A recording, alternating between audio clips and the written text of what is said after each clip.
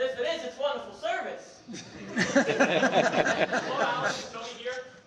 Yes, he is. Come right in, Mr. Kirby.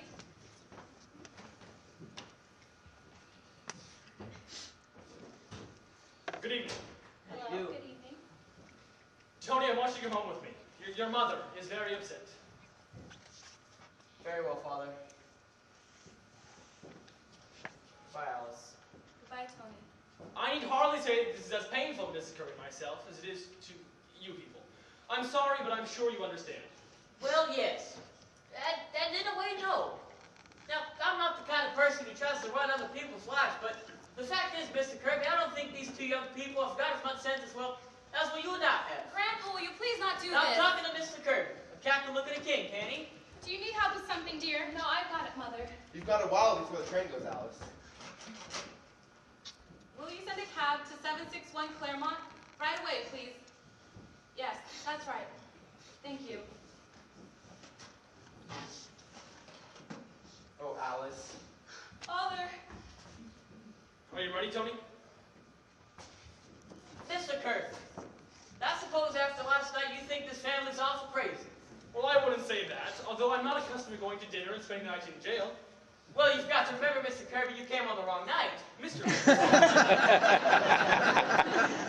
It was not merely last night that convinced Mrs. Kirby and myself this engagement would be unwise. I can handle my own affairs, Father.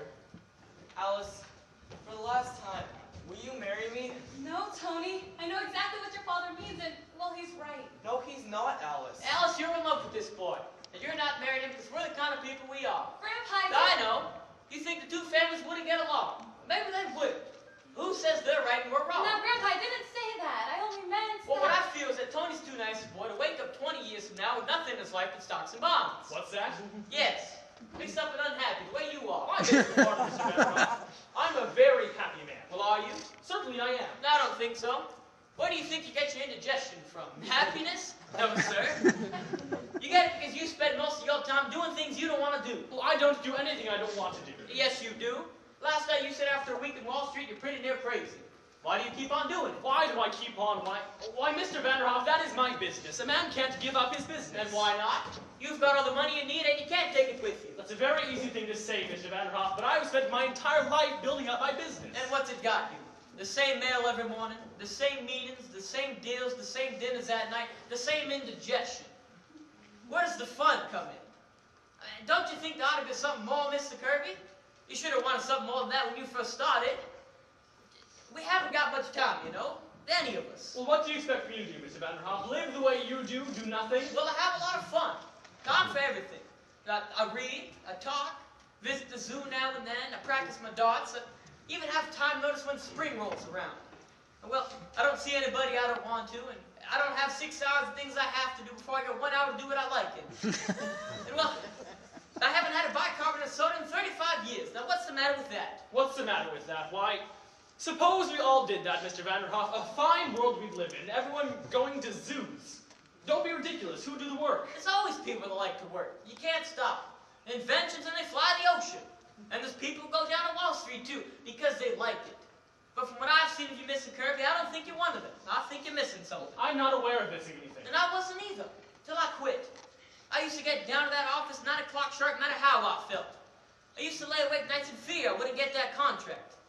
I used to worry about the world, too. I used to get all worked up about whether Cleveland or Blaine was going to be elected president.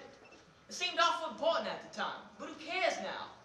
You see, what I'm trying to say, Mr. Kirby, is I've had 35 years that nobody can take away from me, no matter what they do to the world, you see? Yes, I do see. And it's a very dangerous philosophy, Mr. Vanderhoff.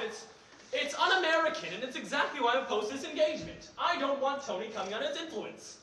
And what's the matter with it, Father? What's the matter with it? Why, it's downright communism, that's what it is. Oh, you did not always think so. Well, I most certainly did. What are you talking about? I'll tell you what I'm talking about, Father.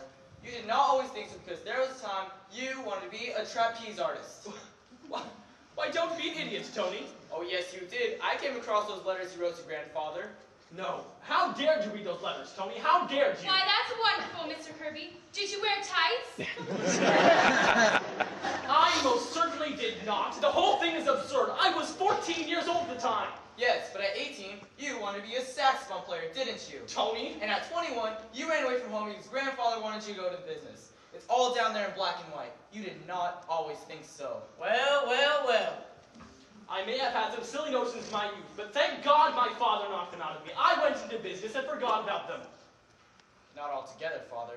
There is still a saxophone in the back of your clothes closet. There is, huh? That's quite enough, Tony. We'll finish this at home. No. I want to talk about this right now. I think Mr. Vanderhoff is right. He is dead right. And I'll let you know something else. I'm not going back to that office tomorrow. I've always hated it. And in fact, last night, I knew it was the wrong night. I brought you here on purpose. Why, Tony? Oh, for heaven's Because sake. I wanted to wake you up. I wanted you to see a real family as they really were. A family that loved and understood each other. I mean, you don't understand me. You never had any time. That's why I'm not going to make your mistake. I'm clearing out. Clearing out? What do you mean? It means I'm not going to be forced into the business just because I am your son. Well, what are you going to do then, Tony? Well, I don't know. Maybe I'll be a bricklayer. But at least it's something I want to do. That must be the cab. Ask him to wait a minute, Ed. Why, Grandpa? Do you mind, Alice? You know, Mr. Kirby, Tony's gone through just the same thing you and I did when we were his age. And, well, I think if you listen hard enough, you can hear yourself say the same thing to your father 25 years ago. We all did it, and we were right.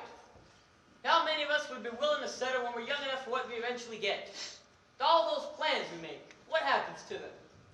It's only a handful of the lucky ones that can look back and say they even came close. So, before they clear out that closet, Mr. Kirby, I say you get a good few hours of practice on that saxophone.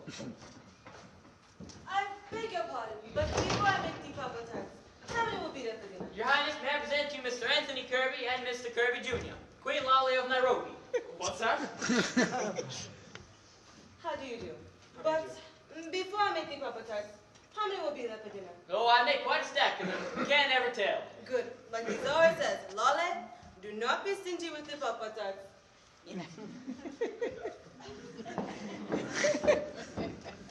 I beg your pardon, Mr. Vanderhoff. Who did you say that was? Queen Lolly of Nairobi. She's cooking the dinner. Oh, Then, speaking of dinner, Mr. Kirby, why don't you and Tony both stay? Yes, please stay for dinner, Mr. Kirby. We've got all that food we were going to have last night. I mean, tonight. It sure seems like a pretty good dinner, Mr. Kirby. Then it'll give us a chance to get acquainted. So why not stay? how about it, Father? Are we staying for dinner? If you care to, Tony, I'd like to very much. And now, if Alice will send away that cab, Mr. Vanderhoff. How about it, Alice? Sure seems like a nice crowd. Grandpa. Mr. Kirby. Tony. Darling. Tony.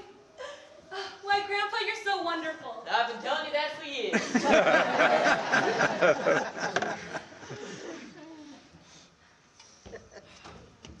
Grandpa, there's a letter for you. It's in the icebox. Now, you'll step into the office, Miss Sycamore. I like to do a little dictating. Well, well, well. What is it, Grandpa? The United States government apologizes. I don't know the nickel. Seems I died 8 years ago. What do you mean, Grandpa? Well, do you remember Charlie the milkman buried under my name? Yes. Well, I just told them they made a mistake, and I was Mon Vanderhoff Jr. So now they're very sorry, and, well, I may even get a refund. Why, Grandpa, you're an old crook. Sure I am. Mr. Vanderhoff, how is it you said you escaped the income tax? Well, you see, what I did was... Tonight, my friends, we are going to eat.